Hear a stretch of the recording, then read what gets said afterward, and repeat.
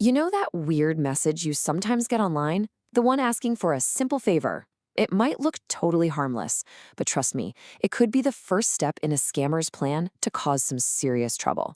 So in this explainer, we're going to break down exactly how this dangerous request works, and, more importantly, how you can keep yourself safe. Okay, so picture this. You're just scrolling through your feed, minding your own business, and a message pops up. Now, it could be from a total stranger or, and this is the really tricky part, it could look like it's from a friend whose account has been hacked. They ask for something so small, like, hey, can you send me this number or just type this word back to me real quick? Seems innocent enough, right? What's the harm? Well, that seemingly simple request is actually a massive red flag. You've got to be super careful here. This is a classic tactic that scammers use all the time, and it works because it preys on our natural instinct to be helpful. But the real reason behind it is, well, a lot more sinister. So the number one takeaway here is to be super cautious if you ever get a message like this. This kind of scam actually has a name. It's called phishing. And you can think of it like a digital fishing trip. Seriously.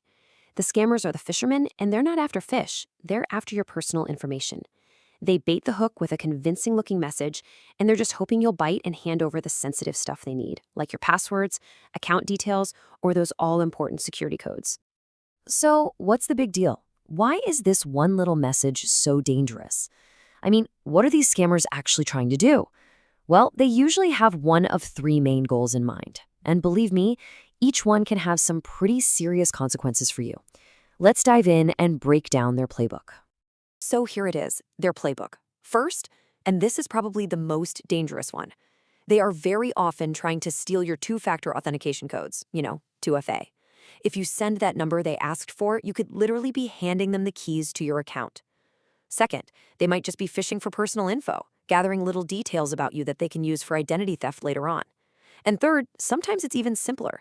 It could just be a test to see if your account is active and if you'll respond. If you do, they mark you as a potential target for future, bigger attacks. Okay, I know that all sounds pretty scary, but here's the good news.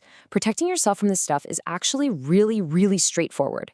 You don't have to be some kind of tech genius. All you need are a few smart, simple habits to build up your digital defense. So here are the 4 golden rules for your online safety. First, and this is non-negotiable, never send codes, numbers, or any personal info to someone who just messages you out of the blue asking for it. Just don't. Second, if a message feels weird or suspicious, report it.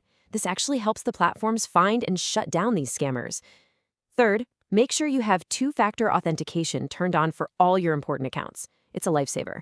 And finally, just trust your gut. If an offer for a prize or a bunch of money seems way too good to be true, it absolutely 100% is. All right, let's talk about a really important question. What if you're watching this right now and your stomach just dropped because you're thinking, oh no, I think I already did this? First off, don't panic. It happens to so many people. The most important thing is that you act, and you act fast. There's one immediate, urgent thing you need to do to lock down your account. Here is exactly what you do. The second you even suspect that you might have sent them something important, you go and change the password for that account immediately. Don't wait, don't think about it, just do it. This is your number one most critical line of defense to lock the scammer out before they can do any damage. Once you've done that, it's a good idea to go through all your security settings just to make sure nothing else looks out of place. So we'll leave you with this question to think about. In a world where so much of our life is digital, how important is your online security to you? Being careful and staying vigilant, it isn't about being paranoid, it's about being empowered. So stay safe out there, and thanks for watching.